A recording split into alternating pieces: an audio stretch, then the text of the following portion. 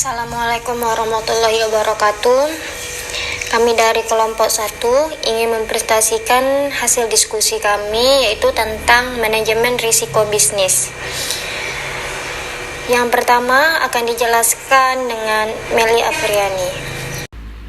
Assalamualaikum warahmatullahi wabarakatuh. Saya Meli Afriani akan membacakan hasil diskusi kami yang berjudul Manajemen Risiko Bisnis. Pengertian manajemen risiko bisnis ada 3. Yang pertama, menurut Badan Sertifikat Manajemen Risiko, risiko bisnis adalah risiko yang terkait dengan posisi kompetitif perusahaan dan prospek perusahaan untuk berkembang dalam pasar yang senantiasa berubah.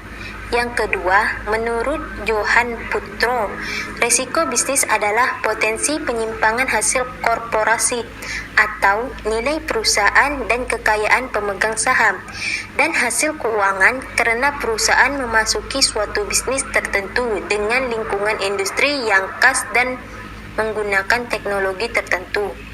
Yang ketiga, risiko bisnis merupakan salah satu jenis risiko yang tidak dapat ditransfer ke pihak lain. Selanjutnya akan dibacakan oleh teman kami Nurul Ain. Kepada Nurul Ain kami persilahkan. Baiklah, saya akan menjelaskan penerapan manajemen risiko bisnis. Ada 4. 1.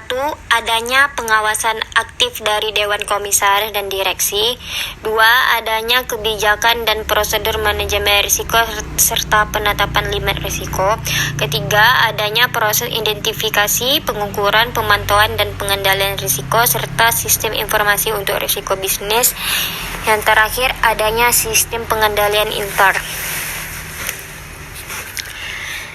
Kebijakan, prosedur, dan penetapan limit. Yang pertama, strategi manajemen risiko, yaitu dalam menyusun rencana bisnis, perusahaan wajib memahami kondisi lingkungan bisnis, ekonomi, dan industri di mana perusahaan beroperasi, termasuk bagaimana dampak perubahan lingkungan terhadap bisnis, produk, teknologi, dan jaringan kantor perusahaan. Yang kedua, kebijakan dan prosedur. Perusahaan harus memiliki kebijakan dan prosedur untuk menyusun dan menyetujui rencana bisnis. Kecukupan prosedur untuk dapat mengidentifikasi dan merespon perubahan lingkungan bisnis juga diperlukan. Selain itu, perusahaan harus memiliki prosedur untuk mengukur kemajuan yang dicapai dari realisasi rencana bisnis dan kinerja sesuai jadwal yang ditetapkan. Yang terakhir, limit risiko bisnis.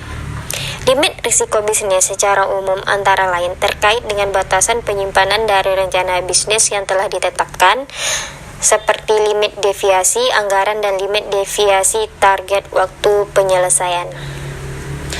Baiklah, selanjutnya akan dijelaskan dengan Amelia Juliet. Baiklah, saya Amelia Juliet akan menjelaskan tentang komponen manajemen risiko. Manajemen risiko memiliki komponen-komponen tertentu yang membedakannya dengan manajemen bisnis lain. Instrumen inilah yang harus ada di dalam manajemen, baru proses pelaksanaannya bisa dilakukan dengan maksimal. Ini dia beberapa komponen tersebut. Identifikasi peristiwa, maksudnya adalah tidak disebutkan manajemen risiko jika pihak perusahaan tidak memiliki data detail hasil identifikasi peristiwa. Seharusnya ini memang sudah didapatkan sebelum usaha mulai dijalankan. Komponen yang kedua yaitu penilaian risiko. Memungkinkan sebuah organisasi perusahaan ataupun bisnis untuk menilai sebuah kejadian atau keadaan dan kaitannya dengan pencapaian tujuan perusahaan atau bisnis tersebut. Yang ketiga yaitu tanggapan risiko. Selain melakukan penilaian terhadap risiko, juga menentukan tanggapan atau respon terhadap risiko tersebut. Respon dari manajemen tergantung risiko apa yang dihadapi. Respon atau tanggapan tersebut bisa dalam bentuk yang pertama yaitu menghindari risiko, yang kedua mengurangi risiko, yang ketiga memindahkan risiko, dan yang terakhir yaitu menerima risiko. Komponen yang selanjutnya yaitu informasi dan komunikasi. Aktivitas ini berfokus pada identifikasi informasi dan menyampaikannya kepada pihak terkait melalui media komunikasi.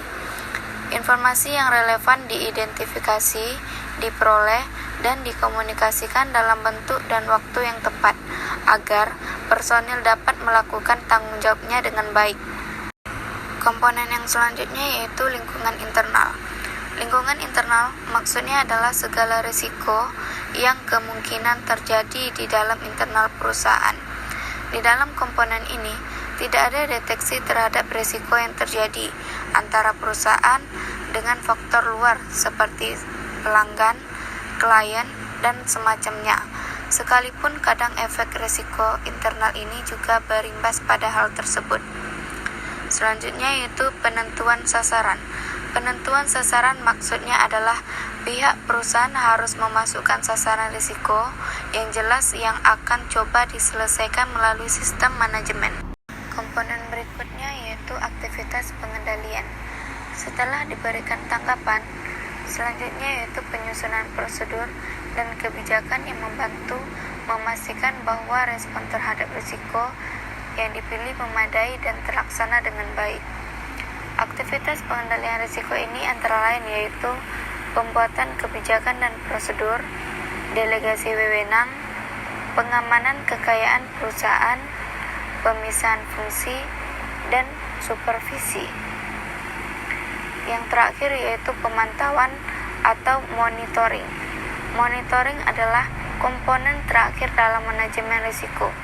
Proses pemantauan dilakukan secara terus-menerus untuk memastikan setiap komponen lainnya berfungsi sebagaimana mestinya. Selanjutnya ada tujuan manajemen risiko dalam bisnis. Manajemen risiko dijalankan semata untuk tujuan-tujuan tertentu.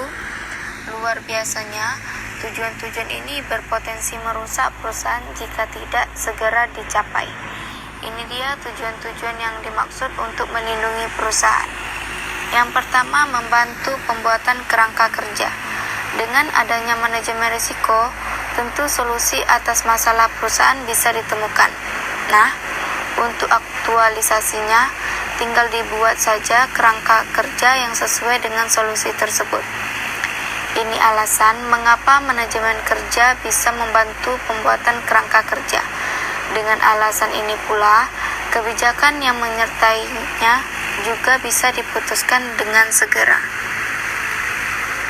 Yang kedua, sebagai peringatan kewaspadaan.